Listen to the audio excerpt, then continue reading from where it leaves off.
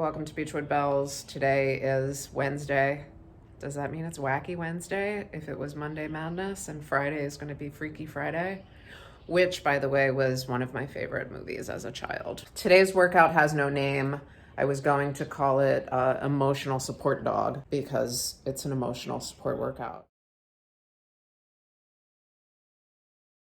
The classic warm-up, it's 5 goblet squats, a Turkish get-up, and 20 swings. Start with a lighter weight for the first round and then do a heavier weight for the second round. If you're still getting used to Turkish get-ups, watch my Turkish get-up tutorial, which is 2 parts. That's how in-depth. You can use a dumbbell or body weight as well. The main circuit today is going to be a 22, 16, 8 rep workout. So it's going to be 10 exercises. Most of the exercises are unilateral, which means you're going to do 11, 8, 4 per side math. Suitcase deadlifts, the way you do them depends on the weights you have. So if you have 2 of the same weight, you can do 22 straight suitcase deadlifts. If you have uneven weights, you can do 11 uneven deadlifts on one side and then switch the bells around and do them on your other side. The overhead press or the push press, 11 per side or 22 if you're doing it double. Offset rack squats means you're holding the bell on one side, whether it's a dumbbell or a kettlebell, and you'll do 11 per side in the first round. Number 4 is rows, and that means TRX rows or kettlebell rows. Double rows if you can. We don't really do a lot of double rows here because I don't know what kind of equipment everybody has, so I always err on the side of the viewer having less equipment. 2-handed swings, easy enough. Push-ups or chest presses. So if something hurts your wrists, you could do chest presses with either dumbbells or kettlebells. Curtsy forward lunge combo. So that is a hybrid exercise. An anchor crunch with reduced range of motion, ROM, is for range of motion. Lateral delt raises. We will end with a Tabata, which is just 4 minutes. Again, a Tabata is 8 rounds of 20 seconds of work followed by 10 seconds of rest. You will need your timer app for this. And it's going to be an isometric hold of a single leg deadlift, and you will alternate holding on your right and holding on your left. For this workout, you will need a collection of kettlebells, a pair of dumbbells, and that's it. You could do this workout with just 2 kettlebells, or even 1, but it's going to be hard because pressing and deadlifts require pretty different weights in order to be effective. So see what you have, see what works. Hopefully there's a variation for you, and crush it. For the goblet squat, make sure you start with the bell between your ankles, flat back, shoulders packed towards the hips. Inhale, exhale into the rack position, and 5 squats here. Inhale, exhale, pressing the handles. Back down the way I came. Turkish get up, start in the fetal, pull it above your chest. Same knee is up, this arm down 45 degrees, rolling up to your elbow, coming up to your hand, hip bridge, leg sweep. Hinge, unhinge, saloon door that leg, stand up, tap, tap, step it back, saloon door opens, hip hinges, I start looking up, my hand comes down to the floor, sit through, down to my elbow, down to my back, both hands, bend the elbow as you roll over into the fetal, leave the bell there, turn around, switch sides. Triangle setup for the swing. Tilt the bell towards you, pack the shoulders down towards your hips, look straight ahead, hike the bell into your junk, stand up, root the feet. 3, 4, 5, 6, 7, 8,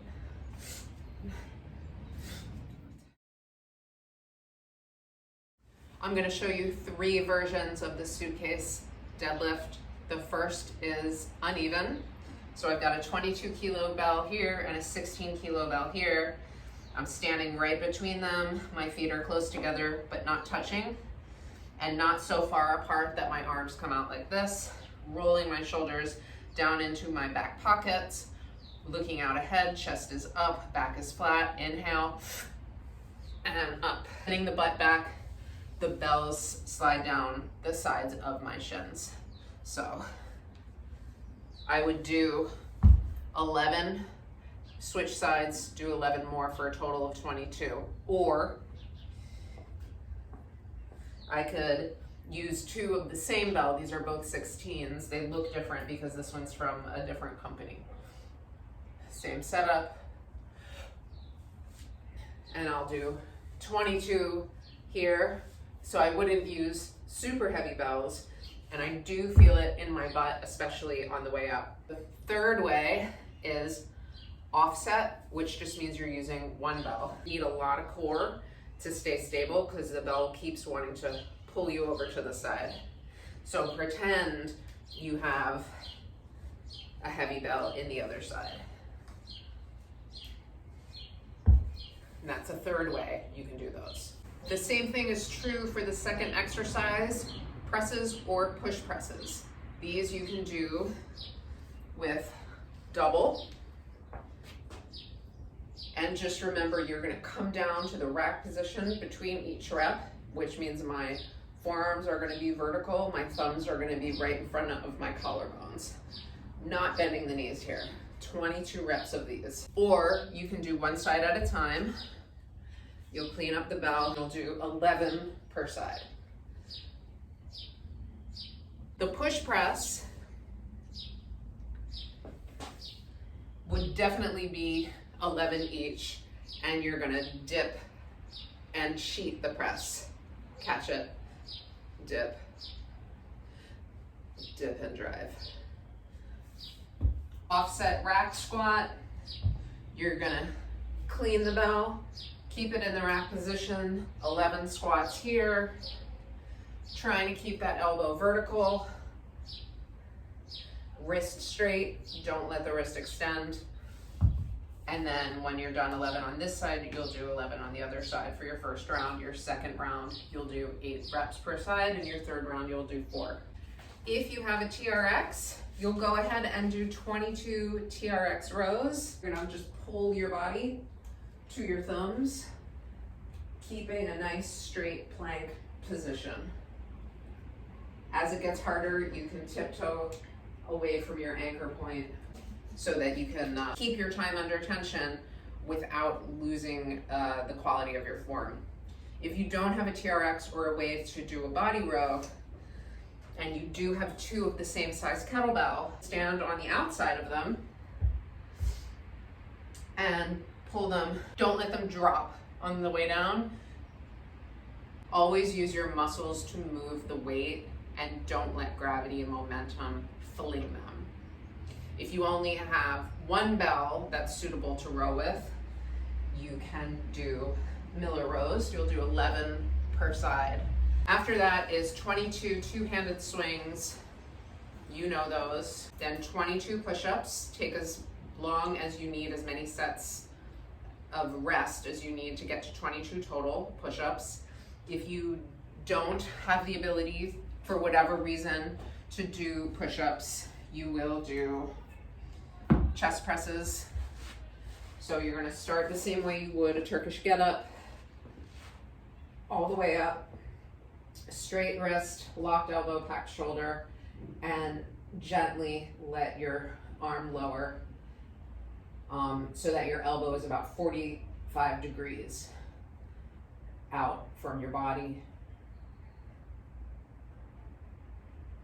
And you'll do 11 per side of those.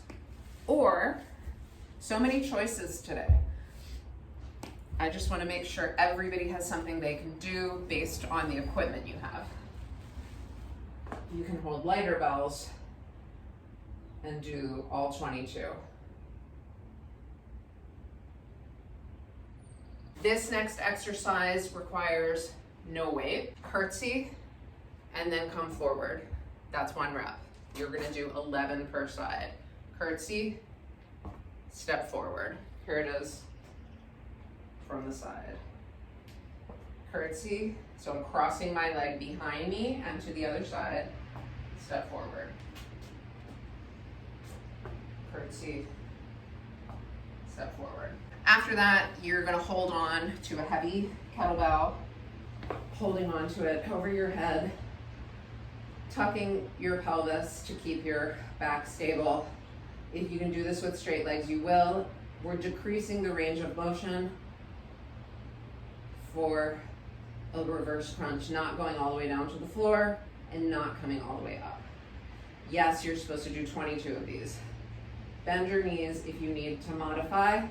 Don't let your legs lower to the point where your back starts to arch and your hips start to anteriorly rotate.